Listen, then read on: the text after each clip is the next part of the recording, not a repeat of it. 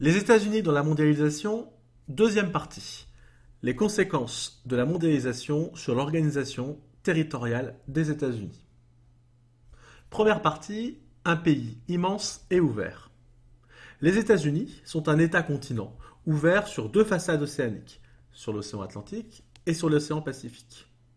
Le territoire américain dispose d'une grande diversité de milieux et de richesses. Réserves énergétiques, minerais, variétés de climats propices à une agriculture performante. Le territoire américain est largement maîtrisé et les réseaux de transport et de télécommunications y sont très performants. Les deux espaces frontaliers, avec le Canada au nord et avec le Mexique au sud, sont très dynamiques, attirant de nombreux migrants. Deuxième partie, une métropolisation qui se poursuit et transforme les villes. La plus grande partie de la population vit dans des métropoles, comme dans les trois villes mondiales que sont New York, Los Angeles et Chicago, reconnaissables à leur CBD, Central Business District, et à leur vaste banlieue, suburbs en anglais.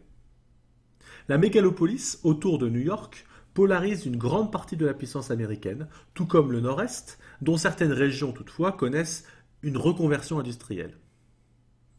Pourtant, ces villes immenses connaissent des difficultés de gestion et les contrastes sociaux restent très forts d'un quartier à l'autre. Leur étalement engendre également de redoutables problèmes de transport et un véritable morcellement urbain. Troisième partie, une littoralisation qui privilégie certaines périphéries. La littoralisation, c'est la concentration des hommes et des activités le long des littoraux. Donc les littoraux sont très souvent attractifs car ils concentrent de nombreuses activités motrices et des métropoles dynamiques. Ce sont des interfaces fondamentales entre les États-Unis et le monde. La Sunbelt, région très dynamique qui s'étend du Pacifique jusqu'au golfe du Mexique, attire aussi pour son cadre de vie.